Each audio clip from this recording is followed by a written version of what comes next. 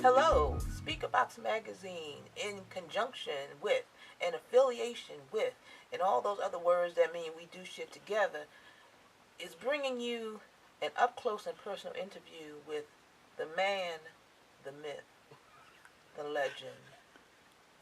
And his name is not Brian, he's Brandon Lackey of the Lineup Room Recording Studio. Say what's up to the good people. Hello. This is the best intro I've ever gotten for anything. I need to get that at like the dentist. I go in. I hate the dentist. Yeah, everybody does. You got a company for that one. And I'm talking to Brandon because I really think it's important that people that are behind the scenes and make artists sound good and look good should have a minute to talk about what they do and why they do it and why they love what they do. And I wanted to start with this man because I'm kind of his secret stalker fan. I will say that I've been like, well, thanks.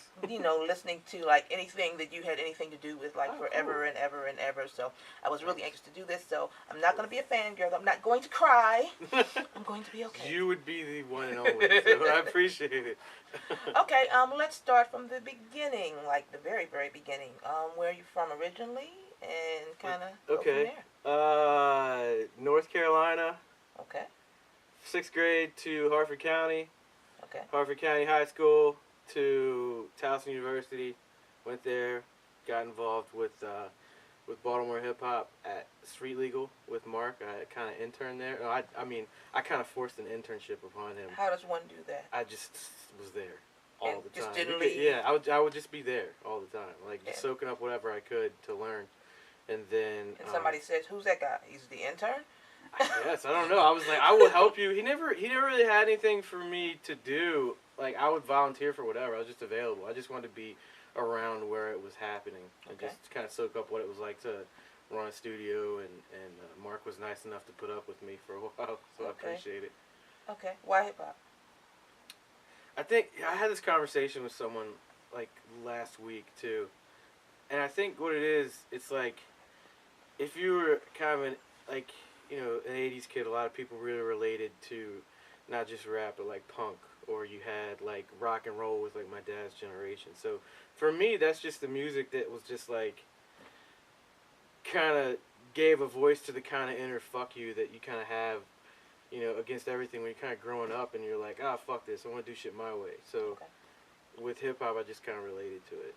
Absolutely related to it. So. Okay. So you're at Street Legal, you're like pseudo interning and hanging around and making yourself useful, and then what? Yeah. There was a lot of drinking that went down. But other than that, I was just trying to learn. Okay. And then I started with a photographer partner that I had, David Barrero. We started Varetti Grace Superior Production is what it was called, which was a mouthful. Wow, say that again. In Towson. Varetti Grace Superior Production, which is, I think that was probably, looking back, I was like, I want to try Latin to find. For something, I think it was just like the most pretentious thing. Like, to me it sounded cool at the time, but looking back, I'm like, that was not a good idea. I really wanted it to be Latin for something really cool. No. Well, actually, so I'm from Varetti Grace. That's where I went to high school in Harford County. Okay. And I used to record in my parents' basement. Okay. And there was this one guy that got really drunk. He was at Varetti Grace, and I was like, oh, that sounds cool. So that just kind of stuck with me. Okay. The drunk prophet. So you started there. Yeah. This is all within like 3 years of graduating college. So I was doing that studio. I had a 9 to 5. And then I got invited to come back and teach at Towson University because they needed some audio folk to teach in the program that they have. Was that your major at Towson? Yeah. And I think like when I got out of school, it was like, I got my degree and I'm going to get a job doing what I love, and that shit did not happen at all. So I wanted to go back to Towson with that opportunity, and like the whole thing I pitched them on was like, I want to be able to really kind of show people what it's going to take for you to really kind of survive if you want to do audio or video. Like, it takes a lot of hustle. Y'all know, everybody, like if you're doing entertainment, you're promotion too, right? Right. Marketing's the same thing.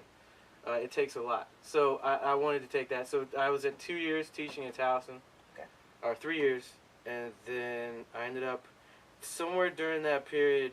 I linked up with the genius and one of my mentors, Dwayne Lawson, who is the mastermind and strategy guy behind Mania Music. Real quick, because that's when I first heard of you, Cool. the Mania Music Group. So if we can kind of dig into Sure. how that got started, Yeah.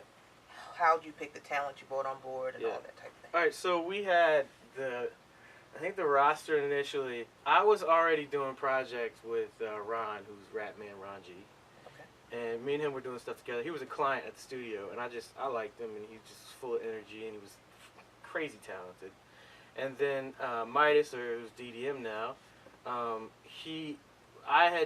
wanted to work with him when I met him because he was like so entertaining, still is.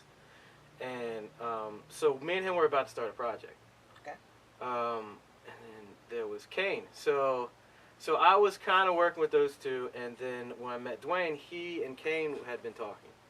So we just kind of brought everything together, and then at first it was just like we just had jam sessions, and like the studio was one room, and it was a little bit wider than this one, but that was it, and that was for photography and everything. So it was like we just had jam sessions where like Dwayne would get on the drums, I'd be on keys or guitar or whatever, and just like we would just make songs, and like that's what it was for a long time, just like.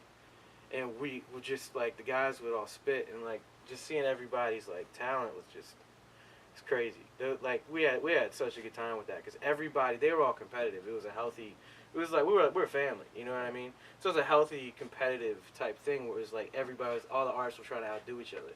So to me, like, that was, like, the shows were awesome. We did great shows, don't get me wrong, but, like, those times in the studio, just, like, learning how talented the people were around me was, like, that was the best for me. What do you play? My first instrument is guitar. Okay. I think I'm okay at guitar. I'm okay at bass. I can make it sound like I can play keys. But like, yeah, guitar is like, if I have to play something in front of somebody, it'd be guitar. Me and Dwayne were already, like, as producers, making a ton of beats anyways. And we were and still are kind of tired of the whole, like, make beats and send them to somebody. And, like, so we just loved the idea of having a label, and, like, we can be in there and work with the artist on stuff there. And kind of craft the sound around them to where it's, like, you know, like Midas or DDM, like, he had his own sound. Kane had his own sound. Ron had his own sound. They were all different from each other, which was really cool. And that was a fun part to go in between, you know, the production styles. Okay, so from that, Mania Music Group gets up and running. Yep. And what happened? I'm trying to think what were the highlights. I think the big so it was a lot of promotion and years of emails that did not get answered. Like, so Dwayne would be making out the plan, and he would be executing part of it. I'll execute the other part. Okay. As far as like day-to-day studio operations and stuff like that, I was running that. So it was a situation where we were trying to get as much material as we could together, because an album would come of, let's say, you know, Kane made 40 records that were awesome, so we would pick 12 out of those and be like, boom, we got a release out of that, release the best of the best. We still have a lot in the vault that's no one's ever heard, because it wasn't like, we didn't feel it was the best of what we had to offer. Okay. So Dwayne would break down the plan, and then we would execute it. So it'd be like, each artist would have some singles, each artist would have an EP that we were pushing, and then we got a list of probably 200 different blogs and kind of played each artist to the type of stuff that they post. So, like, every week, 2 Dope Boys, before we met those guys, like, got an email from me with, like, Kane and Ron stuff, because it was a perfect fit for what they do at 2 Dope Boys. And they ignored you at that time? Well, yeah, but I mean, the thing is like, when you're starting out, you think like, oh, this is so great, I'm going to send this to Dope Boys, they have to love it. And it's like, you don't really think about, there are 40,000 other people doing the same thing. So it was a matter of like, I knew it was going to take a lot of persistence. So it was like once a week saying, hey, and acting like they weren't ignoring me. You know what I mean? So, and it was a matter of just trying to catch them when I could. And sometimes people would bite back. We got on, you know, a lot of blogs off of that. But it was once we started kind of going around like A3C, South by Southwest, and CMJ, and just getting out of town to really find these bloggers. Like in DC, there was an event where like 2 Dope Boys, all the big bloggers were at. And it was really just like, that's when we were like, hey, I'm Brandon. this is, so-and-so guys, and then they're like, oh, okay, you're this guy, you're that guy. Mm-hmm. So then, like, Kane would get an opportunity to talk to him. Kane's a likable guy. So then, once you have a personal relationship, it's, like, a little bit easier to keep things moving. Because it's like, when you get, like, a random message on Facebook to listen to music, like, even I'm guilty of it, it's like, I don't want to listen to this shit. I mean, I certainly am, and I'm still a little tiny publication, and I get stuff, and I'm like, no. Yeah, I mean, I like, if like 99.9% of the time, somebody hits me up, asks me to listen to something, I will. If I can physically do it in that day, I will do it, just because I remember. And I'm not like, I made it now. I got a long way to go as far as I'm concerned. But like, I feel like feedback and like learning is such a huge thing when you're trying to make it in something that there aren't like step-by-step books on how to make it and like to be a rapper. Like there's, it's not like you just go to law school and like you go to rap school, get a job rapping, and that's it, So I understand what it's like to just crave feedback, whether it's good or bad, Okay. So I try to, give that when I can. So you're pushing Mania. Yep. Was it going well in your estimation as far as what the plan was? Oh man, like once everything started moving, it was really moving. As far as when it was more based on the artist, like when things really started going, I think it was like we got two dope boys, we got Kevin Nottingham, we got like best label in Baltimore in the city paper, and a Baltimore Sun, which meant a lot to me because that's the one my mom can walk down to her driveway and get. You know what I mean? To me, that would be more important than like Time magazine or something, because that don't go to my mom's house. So it was like every week something was popping up, like that we were making progress. It was really exciting because it's like you spend so much time, like I said, a couple of years just not hearing anything back. So things stayed like that for a matter of years. I think it moved on to when Midas and Ron or DDM, I think those guys, they wanted to do different stuff, which was cool with us. And then really it was focusing on Kane, and which is still going on now. One of the things we're doing now, we're managing Greenspan, which is really cool. So that's kind of where Mania is now. My partner Dwayne is in Atlanta. He moved down there. And we're working on a lot of publishing opportunities down there because we have a ton of music amassed that we want to still do something with. So, and we're still making a lot of music with that. So that kind of catches up with me. Okay. On the label side of things, since as far as sort of homegrown, grassroots-based labels, it's probably safe to say you've been relatively successful in the sort of for this part of the world. I think we've made a lot of noise. I think like the thing that Mania did that I'm most proud of was that when we first got into it with Baltimore hip hop, it was like, and Kane breaks it down the best, but it's like, you have a hierarchy already. There's a pyramid already built. You have these people are at the top, these people are clamoring to get to the top, and all of us individually had tried, except for Dwayne, who had already had a lot of success outside of Baltimore. All of us looked at that and we're like, we want to be at the top of that peak, And with Mania, we were like, you know what, fuck it, let's build our own pyramid. So we just started building our own thing over here, and we were able to capture the attention of everybody, without like kind of waiting in the same line. And not to say, that's not to say anything bad about anybody, but it was just like we wanted to say, hey, let's do it our way, Right. And so that to me was one of the things I'm proudest of. And also, like, that was also the same time around us and, like, All Be More Hip Hop started putting up a lot of music for free download. Okay. And their website still looks way better than ours did. But, but like, the whole format of, like, the Square album, you know what I mean? Like, that's something that we wanted to make it so easy. Because we weren't pressing CDs. We were like, let's just do it digital, you know what I mean?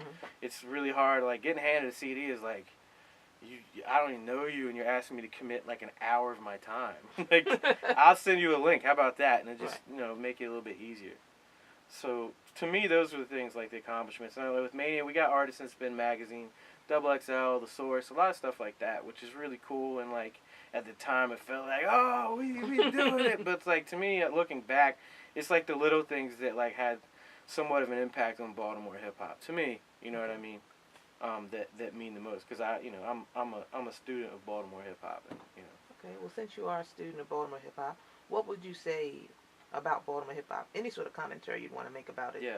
now. How's it doing? Where's it going? It's fantastic. I think Okay. it's great. I'm the most excited now that I've ever been because you have a situation where you got all these guys that are getting record deals, and like, no, there isn't like this, the Neo that everybody wants, to where it's like, oh, I'm putting Baltimore on, you know, and it's like, even with like, with Los, to me, that's fantastic, you know, like, that is so great that like now, coming into it, there's guys that started when I did with Baltimore hip hop, that can come into it and be like, well, Los did it, you know, when we started, like, you had a lot of people that had brushes with success through Baltimore hip hop, but now you have like something tangible that you can shoot for. And to me, that's awesome. Just like seeing the kids that come in here, like that record with me, and most of them are like there's so much organized than we were when we first started. They're like, oh, I gotta get this in iTunes. I gotta, you know, so like that's exciting. So for Baltimore hip hop, I think it's in a great place right now. You have a lot of diversity, which we didn't have before. That I saw from my point of view, you know.